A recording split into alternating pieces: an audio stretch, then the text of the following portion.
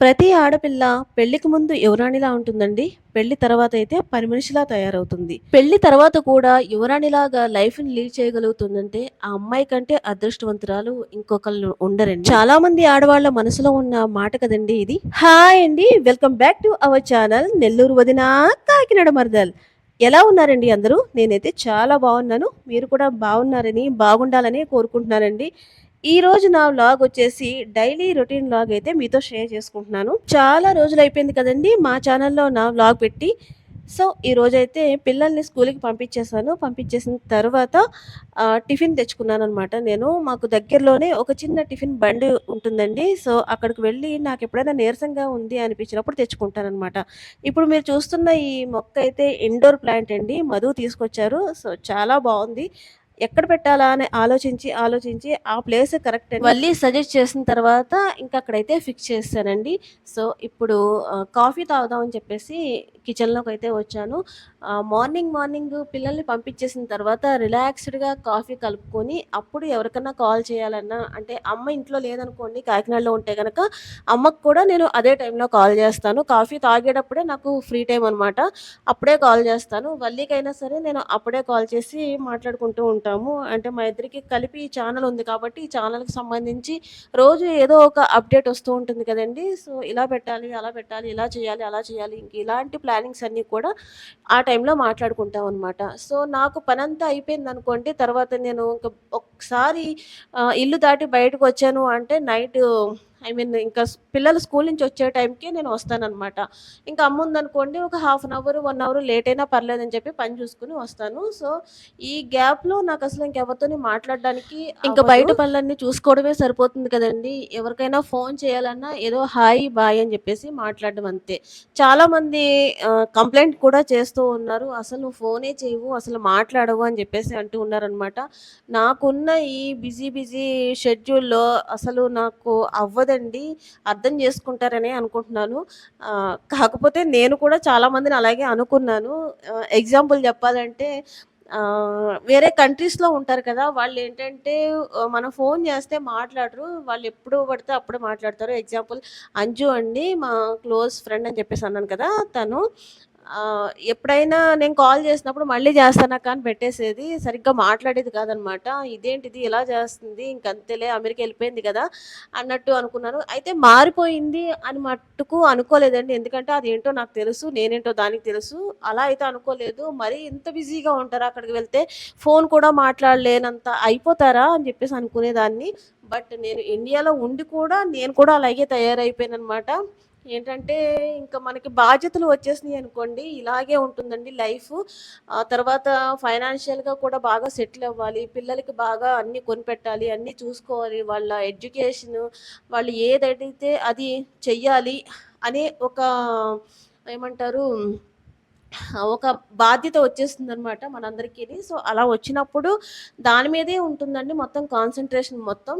నాకైతే ఇప్పుడు ప్రెజెంట్ నేను ఆ పొజిషన్‌లోనే ఉన్నానండి. పిల్లల్ని ఎలాగైనా సరే సెటిల్ చేయాలి అన్న పొజిషన్‌లో ఉన్నాను. వాళ్ళని సెటిల్ చేయాలంటే ముందు మనం సెటిల్ అవ్వాలి కదండీ!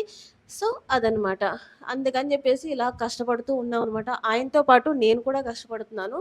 ఆయన అంటే మధు ఒక్కళ్ళే కష్టపడితే కుదరదు కదండీ! ఈ కాలంలో లైఫ్‌ని లీడ్ చేయాలంటే ఈ మాత్రం ఇద్దరు హస్బెండ్ అండ్ వైఫ్ ఇద్దరూ కష్టపడాలండి. కష్టపడితేనే హ్యాపీగా లైఫ్‌నైతే లీడ్ చేయగలుగుతాం అనమాట. అలా కష్టపడుతూ హస్బెండ్ అండ్ వైఫ్ ఆ రిలేషన్‌ని మిస్ అవ్వకుండా చూసుకోవాలండి. ఎందుకంటే ఎంత కష్టపడినా, ఏం చేసినా వాళ్ళిద్దరి మధ్య రిలేషన్ పాడైంది అంటే గనక ఇంక ఎంత కష్టపడినా వేస్ట్ అనమాట. ఇంక పిల్లలకి మనం ఏమిచ్చినా వేస్టే. సో, అది మిస్ అవ్వకుండా కష్టపడాలి. అది మిస్ అవ్వకుండానే మనం ఆహ్, అంటే ఫైనాన్షియల్‌గా సెటిల్ అవ్వాలనమాట. సో, ఇది ఇంక ఇప్పుడు నేనైతే కాఫీ కలుపుకుంటున్నానండి. మీరు చూసారో లేదో కాఫీలో షుగర్ ఎక్కువేసుకుంటాను. నాకు డైలీ నేను కాఫీ తాగను. గ్రీన్ టీ తాగుతాను. బట్ కాఫీ తాగితే మటుకు షుగర్ 3 స్పూన్స్ ఏసుకుంటాను. అంటే ఇది స్పూన్ కొంచెం చిన్నదండి. పెద్ద స్పూన్స్ అయితే కాదు. బట్ 3 స్పూన్స్ ఖచ్చితంగానే వేసుకుంటాను. నాకది అలా అలవాటనమాట. ఏంటంటే ఎప్పుడైనా మనం తాగేది, తినేది ఏంటంటే మనకి ఇష్టంగా తినాలండి. దాన్ని కూడా డైట్ అని, ఇంకోటని, హెల్తీ ఫుడ్ అని ఆ టైప్‌లో మనం తినకూడదు అనిపిస్తుంది నాకు.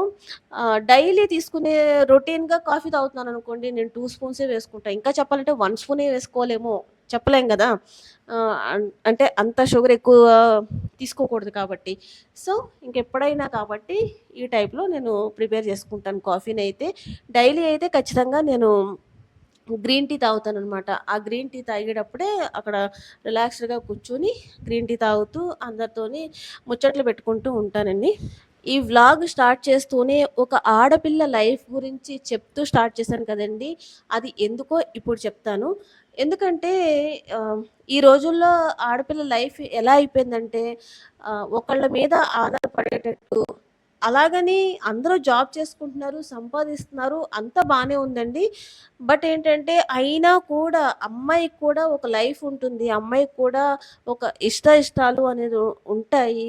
ఒక మనసుంటుంది అనేది 50% మంది ఆలోచిస్తున్నారేమోనండి. ఒక 50% మందైతే అసలు ఆలోచించట్లేదనే చెప్పుకోవచ్చనమాట. ఈ మధ్య పెరుగుతున్న ఈ ఆత్మహత్యలు ఇవన్నీ చూస్తుంటే నాకు అలాగే అనిపిస్తూ ఉందనమాట. ఎందుకంటే వాళ్ళు కూడా ఒక ఇష్టం ఉంటుందండి. ఇంకొకటి ఆత్మహత్య చేసుకుంది అనగానే చాలామంది ఎలా మాట్లాడుకుంటారంటే, దానికి ఏం రోగం వచ్చింది? ఏం తక్కువయింది? అంతా బానే ఉంది కదా! ఇల్లు ఉంది, మొగుడున్నాడు, సంపాదన ఉంది, పిల్లలున్నారు. అన్నీ ఉంటాయండి. కానీ సంతోషం ఉండాలి కదా! ఒక అమ్మాయైనా, ఒక అబ్బాయైనా ఆత్మహత్య దాకా వెళ్తున్నారంటే, అక్కడితో వాళ్ళ లైఫ్‌ని ఎండ్ చేసేస్తున్నట్టనమాట. అంటే మా లైఫ్‌ని ఇంక మేము ఎండ్ చేసేసుకోవాలి అని ఎప్పుడు అనిపిస్తది చెప్పండి? మనకంటూ ఒక తోడు, మన చుట్టూ ఎవరు లేరు అని అనిపించినప్పుడే అలాంటి నిర్ణయానికి వస్తారండి. అలాంటి సిట్యుయేషన్ వచ్చింది అంటే వాళ్ళు ఎంత బాధపడుంటారు, ఎన్ని ఫేస్ చేసుంటారనేది ఒక్కసారి ఆలోచించి చూడండి. అలాగని సూసైడ్ ఎంకరేజ్ చేయాలని నేను చెప్పట్లేదు. సూసైడ్ చేసుకునే వాళ్ళని ఆ టైప్‌లో అయితే మాట్లాడుకోవద్దు. చేసుకున్న వాళ్ళైనా సరే ఐ మీన్ చేసుకోకుండా వెనక్కి వచ్చిన వాళ్ళైనా సరే ఆ టైప్‌లో అస్సలు మాట్లాడొద్దండి. ఎందుకంటే వాళ్ళ బాధ ఏంటనేది మనకు తెలీదు. ఇంకా మీకేమన్నా హెల్ప్ చేయాలనుకుంటే అంటే అంత దూరం వెళ్లారు కదా! సో, వాళ్ళ బాధేంటో తెలుసుకోండి. దాన్ని రెక్టిఫై చేయండి. వాళ్ళు ఆ థాట్‌లోకి వెళ్ళకుండా హెల్ప్ మీకేదన్నా చేయాలనిపిస్తే చెయ్యండి. అంతేగాని కిండల్‌గా మాట్లాడడం, వాళ్ళని తక్కువ చేసి చూడడం అలాంటివైతే వద్దు. ఇప్పుడు ఇంతకీ ఈ టాపిక్ అంతా ఎందుకు చెప్తున్నాను అంటే, ఈ మధ్య ఒక 1 వీక్ నుంచి చూస్తున్నానండి. సూసైడ్‌కి సంబంధించిన న్యూస్ ఎక్కువ వైరల్ అవుతున్నాయన్నమాట. అంటే అది అబ్బాయిలు ఉన్నారు దాంట్లో, అమ్మాయిలు కూడా ఉన్నారు. సో, నేను అమ్మాయిల గురించి మాత్రమే మాట్లాడుతున్నానండి. ఎందుకంటే ఆ పొజిషన్‌లో మనం కూడా ఉన్నాం కాబట్టి, అవి కొన్ని కొన్ని మనం కూడా ఫేస్ చేసి ఉంటాం కదా! బాధలు కూడాను. సో, లైఫ్‌లో అన్నీ ఫేస్ చేసే ఉంటామండి. ప్రతి ఒక్కళ్ళు ఫేస్ చేసే ఉంటారు. సో, అందువల్ల ఏంటంటే ఆ పొజిషన్‌లో, ఆ సిట్యుయేషన్‌లో ఉండి ఆలోచించాలి ఎవరైనా సరే. సో, అందుకని ఇప్పుడు ఇవన్నీ నేను చెప్తున్నాననమాట. ఎందుకో నాకు బాధగా అనిపిచ్చింది ఆ న్యూస్‌లవి చూసిన తర్వాత. ఎందుకు ఇంతలాగా అయిపోతున్నారు జనాలు అని చెప్పేసి అనిపిచ్చిందనమాట. సో, అందుకని చెప్తున్నాను. సో, ఈరోజైతే నేను వెజిటబుల్ రైస్ చేస్తున్నానండి. దానికోసం అని చెప్పేసి అన్నీ ఆహ్, వెజిటబుల్స్ అన్నీ కూడా కట్ చేస్తూ ఉన్నాను.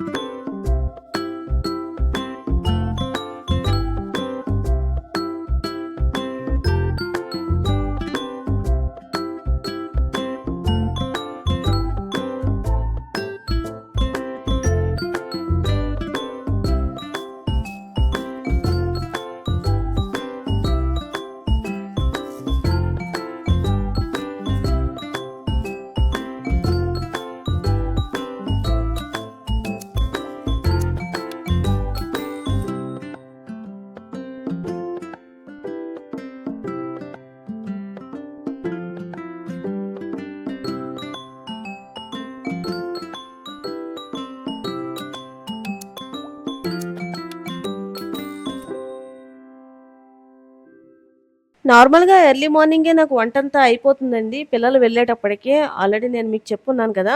సో, ఈరోజేంటంటే చాలా వీక్‌గా అనిపిస్తుందనమాట నాకు. ఎర్లీ మార్నింగ్ నేను లేవలేకపోయాను.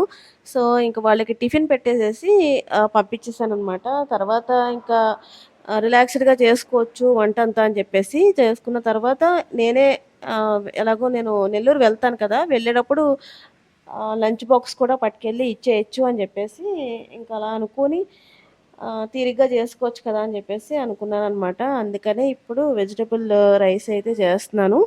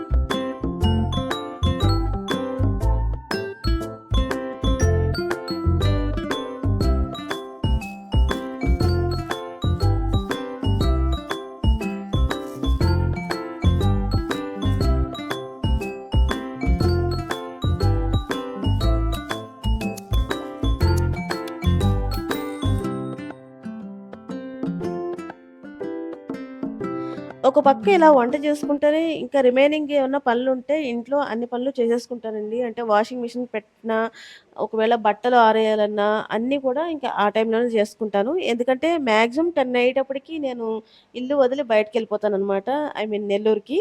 సో, 10కి వెళ్తాను. మళ్ళీ ఈవినింగ్ ఏదో ఒక టైంలో వస్తానండి. పిల్లలు అంటే వచ్చేదాన్ని బట్టి అంటే ఇంట్లో ఎవరన్నా ఉంటే ఈవినింగ్ ఏ టైం అయినా పర్లేదు.